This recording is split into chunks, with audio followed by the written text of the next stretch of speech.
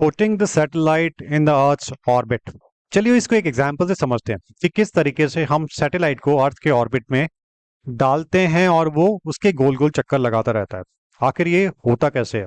ये कॉन्सेप्ट हम न्यूटन से समझते हैं। इन्होंने बोला था कि अगर हम एक बहुत ऊंची पहाड़ी पे जाते हैं, लेट्स से ये हमारी अर्थ है, और हम एक बहुत ऊंची पहाड़ी पर हम जाते हैं, वहां से अगर हम कैनन ले जाते हैं और वहां से हम शूट करते हैं। तो अगर हमने किसी वेलोसिटी से फेंका, तो ये मेरा कैनन है, इसमें से हमने किसी वेलोसिटी से फायर किया हॉरिजॉन्टल अर्थ के सरफेस से, ये अर्थ का सरफेस है, इसके बिल्कुल हॉरिजॉन्टल हमने फायर किया, तो कुछ दूर जाके कुछ इस तरीके से वो गिर जाएगी, सरफेस पे स्ट्राइक करेगी। दैट इज, इसको मान लेते हैं v1। अगर मैं अपनी वेलोसिटी को बढ़ा देता हूँ, लेट्स से v2 वेलोसिटी बढ़ा के, थोड़ी वेलोसिटी बढ़ा देता हूँ, तो ये जो मेरा गोला है ये कुछ आगे जाके गिरने वाला है, कुछ इस तरीके से, कुछ और दूर जाके गिरने वाला है, यहाँ पे गिरेगा। पहला पॉइंट ए था, मैंने वेलोसिटी बढ़ा दी तो वो कुछ यहाँ पे गिरने वाला है। अब अगर मैं अपनी वेलोसिटी कुछ और बढ़ा देता हूँ, v3 कर देता हूँ, तो उस केस में मेरा जो गोला है कुछ और दूर जाके गिरने वाला है, कुछ इस तरीके से, ये कुछ और दूर जाके गिरने वाला है, कुछ यहाँ पे पॉइंट सी पर गिरने वाला है। तो आप ट्रेजेक्टरी देख रहे हैं, जैसे जैसे हम वेलोसिटी बढ़ा रहे हैं तो दूरी बढ़ती जा रही है। पहले ए था, फिर बी, और फिर सी, कुछ इस तरीके से। लेकिन अगर मैं और कुछ वेलोसिटी बढ़ा दूं, एक ऐसी वेलोसिटी पे मैं फायर करूं जिससे जो हमारा गोला है कुछ इस तरीके से निकले कि वो नीचे ही ना गिरे और कुछ इस तरीके से अर्थ के गोल गोल चक्कर लगाने लग जाए, तो वो क्या वेलोसिटी होगी?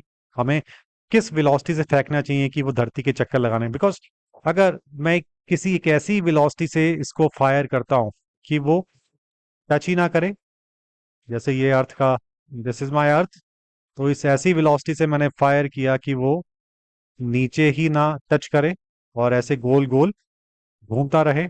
If I fire my ball with such a velocity that it never touches the earth's ground and keep on orbiting around earth, तो क्या ये पॉसिबल हो सकता है? अगर हो सकता है तो किस तरीके से मैं किस वेलोसिटी से फेंकूं इसको? चलिए इस कॉन्सेप्ट को समझते हैं कि हमें किस वेलोसिटी से अपने एक पत्थर को मैं फेंकूं कि वो धरती के चक्कर लगाने लग जाए। चलिए इसको मिटा देते हैं। मान लेते हैं ये मेरी अर्थ है, दिस इज माय अर्थ। अब इसको एनालाइज करते हैं। ये कुछ इस तरीके से ले लेते हैं, एक का, दिस इज 5 मीटर्स का एक डिस्टेंस ले लिया मैंने, छोटा सा, और यहाँ से मैं कुछ अपने पत्थर को बहुत तेजी से एक हॉरिजॉन्टल वेलोसिटी से फेंकता हूँ। अब इसमें क्या क्या फोर्सेस लग रही हैं इसको समझने की कोशिश करते हैं। ये मेरा स्टोन है, अगर मैं फ्री बॉडी डायग्राम बनाऊं, मैंने इसको एक हॉरिजॉन्टल वेलोसिटी से, लेट्स से v1 ले लेते हैं। v1 से मैंने इसको parallel to the earth surface के पैरेलल में मैंने इसको फेंका, और इसकी ऊंचाई थी ग्राउंड से 5 मीटर। तो एक तो इसकी वर्टिकल डायरेक्शन में वेलोसिटी जो है दैट इज 0, तो इसकी तरफ सिर्फ एक्सीलरेशन ड्यू टू ग्रेविटी लग रहा है, एक्सीलरेशन ड्यू टू ग्रेविटी नीचे की तरफ लग रहा है, धरती इसको नीचे की तरफ खींच रही है। और हॉरिजॉन्टल डायरेक्शन में कोई एक्सेलेरेशन नहीं लग रहा, बिकॉज जो बिल्कुल हॉरिजॉन्टली हमने इस स्टोन को मैंने फेंका, बहुत तेजी से फेंका। अब अगर जैसी कुछ इस चीज से इस तरह समझने की कोशिश करें आप कि अगर अब इसको नीचे गिरने में 5 मीटर की ऊंचाई से ऊंचाई है, नीचे गिरने में से कितना टाइम लगेगा? जो वर्टिकल डायरेक्शन में अगर मैं इसकी मूवमेंट देखूं, straight line motion vertical direction में, S is equal to U T plus half G T square. Vertical direction में इसकी वेलोसिटी 0 है। सो जो नीट वर्टिकल डायरेक्शन में कोई कंपोनेंट नहीं है वेलोसिटी का, दिस टर्म वुड बी, ये 0 हो जाएगी, तो मेरे पास यही बचेगा, एस मेरा 5 मीटर है और ये हाफ, जी को हम 10 ले लेते हैं, 10 मीटर पर सेकेंड स्क्वायर, और ये मेरा टी स्क्वायर हो जाने वाला है, 2 इंटू 5, और ये 5 से 5 ये भी कट गया, टी स्क्वायर मेरा 1 आने वाला है, तो ऑब्वियसली टी 1 सेकेंड, तो ये 1 सेकेंड में नीचे गिर जाने वाला है मेरा जो पत्थर है, 1 सेकंड के बाद ये जमीन से टकरा जाएगा। और एक चीज और समझते हैं, अगर अब मैं कुछ इस तरीके से इसको ऐसे करता हूँ, अब आप देखेंगे अगर मैंने ये एक हॉरिजॉन्टल लाइन ऐसे ड्रॉ की है, और अगर यहाँ से इसकी दूरी देखें, ये भी दूरी लच्छे 5 मीटर है।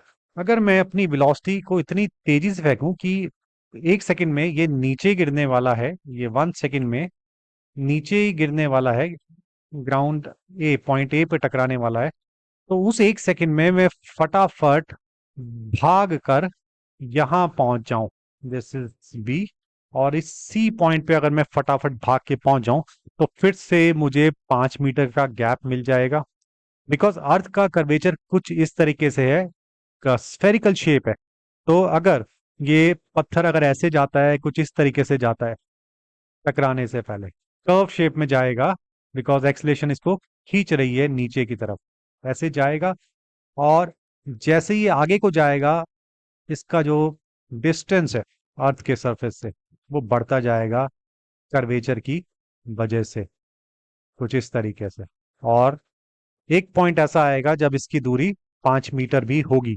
अगर ये जो मेरा पत्थर है, मैं इसको इतनी तेजी से फेंकूं कि ये 1 सेकंड में उस जगह पहुंच जाए जहां से फिर से इसकी दूरी 5 मीटर हो जाए डिप, क्योंकि अर्थ के कर्वेचर की वजह से जो हॉरिजॉन्टल डायरेक्शन में वेलोसिटी है उसको नीचे डिप मिलने वाला है। अगर अर्थ का सरफेस फ्लैट होता, मान लिया this is a flat surface, earth का सरफेस अगर फ्लैट है और मैं किसी ऊंचाई से पत्थर को फेंकता हूं, तो वो डिस्टेंस तो सेम ही रहेगा और धीरे धीरे कम ही होता रहेगा, बिकॉज धरती नीचे खींच रही है। लेकिन अगर ये जो अर्थ का सरफेस है वो फ्लैट नहीं है, कर्व्ड है अर्थ, तो उसकी वजह से जो दिस स्फेरिकल शेप है, जिसकी वजह से जो आगे जाएगा तो एक गैप फ्लैट के मुकाबले ज्यादा होगा। अगर मुझे इस 5 मीटर को सेम ही रखना है तो मुझे कुछ ऐसी वेलोसिटी से फेंकना पड़ेगा कि जैसी वो जितना डिस्टेंस वो पॉइंट ए से, या दिस इज पॉइंट बी है, पॉइंट बी से ए तक आता है, इतने में वो उतना ही डिप उसे 5 मीटर का मिल जाए, सो दैट उसका जो दूरी है अर्थ के सरफेस से वो 5 मीटर ही बनी रहे। क्योंकि जैसे जैसे आप आगे जाते हैं along the surface of the earth, तो आपको डिप देखने को मिलता है। तो मुझे ये पता लग गया कि 1 सेकंड में मेरा पत्थर नीचे टकराने वाला है, और कितना डिस्टेंस कवर करने वाला है, 5 मीटर का डिस्टेंस कवर करने वाला है। तो मैं अगर अपने पत्थर को कुछ ऐसे फेंकूं कि वो 5 मीटर नीचे आते ही मुझे 5 मीटर का और डिप मिल जाए, तो वो टकराएगा नहीं। देखिए, अभी यहां से वो, मान लेते हैं इस वेलोसिटी से फेंका, तो उसको ये 5 मीटर का फिर डिप मिल गया। अब यहाँ पे आप देखेंगे, इसको हम कुछ इस तरीके से कर देते हैं, दिस इज अगेन 5 मीटर। तो अब जैसे ही ये नीचे जा रहा है तो ये कुछ इस तरीके से इतना फिर उसे डिप मिल गया। अब यहाँ से फिर वो नीचे आना चाहता है पत्थर, तो कर्वेचर की वजह से दिस इज अगेन 5 मीटर, तो फिर ऐसी वेलोसिटी से फेंका, फिर 5 मीटर का डिप मिल गया। अब फिर देखिए आप, ये 5 मीटर का फिर डिप आ गया, और टकराने से पहले इतने में ये पत्थर हमारा यहाँ पहुंच गया। कुछ इस तरीके से ट्रेजेक्टरी आप देख रहे हैं। फिर इसको 5 मीटर का डिप मिल गया, जो वेलोसिटी है वो मेरी मेंटेन्ड है V1 से, मैं इसको घुमा रहा हूँ। फिर कुछ इस तरीके से अगर देखें, दिस इज अगेन 5 मीटर का डिप मिल गया, और इतने में मेरा पत्थर यहाँ पहुंच गया। कुछ ऐसी स्पीड से मैं फेंक रहा हूँ कि टकराने से पहले 5 मीटर का मुझे डिप मिल जा रहा है। और आप इस तरीके से देखें कि अगेन जब मेरा पत्थर जब तक यहाँ पहुंचा भाग के, तो फिर 5 मीटर का डिप मिल गया इसको। अब ये फिर गिरने वाला है नीचे, लेकिन मेरी वेलोसिटी इतनी तेज है कि मैं गिरने से पहले मुझे 5 मीटर का फिर डिप मिल जाता है, due to curvature of the earth. और अब यहाँ पे आ गया, इस पॉइंट पे फिर नीचे आने वाला है मेरा पत्थर, लेकिन मैं अपनी स्पीड को कुछ इस तरीके से रखता हूँ कि वो फिर से 5 मीटर का डिप ले लेता है। तो आप देखेंगे किस तरीके से जो मेरा पत्थर है जमीन पर टकराने से पहले 5-5 मीटर का डिप ले ले रहा है due to curvature of the earth. इतनी स्पीड से मैं इसको फेंक रहा हूं। तो अब आप देखेंगे पूरा इसका एक सर्कुलर मोशन में ये धरती के चक्कर लगा रहा है। तो ऐसी क्या वेलोसिटी से मैं फेंकूं कि मेरा पत्थर धरती को ना टच करे, धरती से ना टकराए। ये पाया गया फॉर एवरी 8,000 मीटर्स, 8,000 मीटर, अगर if you go along the surface of the earth तो आपको 5 मीटर का डिप मिल जाता है। अगर आप 8,000 मीटर जाते हो along the surface of the earth तो आपको 5 मीटर का डिप मिल जाता है due to the curvature of the earth. ये हमारी अर्थ है, इसका कर्वेचर कुछ इस तरीके से है कि अगर आप 8,000 metre along the surface of the earth जाओगे तो आपको 5 मीटर का डिप मिलने वाला है। अब अगर मेरा पत्थर यहाँ पे है, 5 मीटर ऊपर है धरती से और उसको 1 सेकंड में नीचे गिरने वाला है वो, तो मैं अपनी स्पीड को क्या रखूं कि वो धरती से ना टकराए। अगर मैं अपनी स्पीड 8,000 मीटर पर सेकंड कर लेता हूं, मतलब कि 8,000 मीटर 1 सेकंड में फटाफट कवर कर लेता हूं, और हर 8,000 मीटर में मुझे 5 मीटर का डिप मिलने वाला है, और अभी मेरा पत्थर भी 5 मीटर ऊपर है, तो ये 5 मीटर के गैप मेंटेन रहेगा, 5 मीटर की ऊंचाई मेंटेन रहेगी।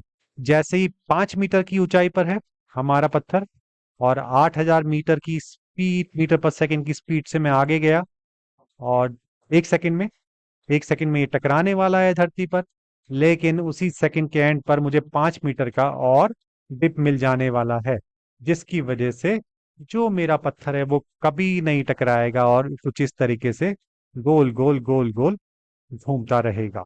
सो दिस इज द कॉन्सेप्ट, यही कॉन्सेप्ट है कि अर्थ के ऑर्बिट में सैटेलाइट को किस तरीके से रखा जाता है। अर्थ का जो कर्वेचर है उसका, उसको यूटिलाइज किया जाता है, कर्वेचर कितना है, और हॉरिजॉन्टल वेलोसिटी इस तरीके से सैटेलाइट को हॉरिजॉन्टली अर्थ के लॉन्च किया जाता है ताकि वो, और इस वेलोसिटी से किया जाता है ताकि वो उसके गोल गोल चक्कर लगाता रहे। So this is the concept how to put satellite in the earth orbit, ताकि वो उसके गोल गोल चक्कर लगाता रहे। हमें अपनी वेलोसिटी को कुछ इस तरीके से बना के रखना है कि वो धरती पर टकराने से पहले जितनी ऊंचाई है उतना डिप उसको मिलता रहे, और एक जो उसकी ऊंचाई है धरती से वो कांस्टेंट बनी रहे, तभी वो धरती के चक्कर लगा पाएगा बिना टकराए। Thank you.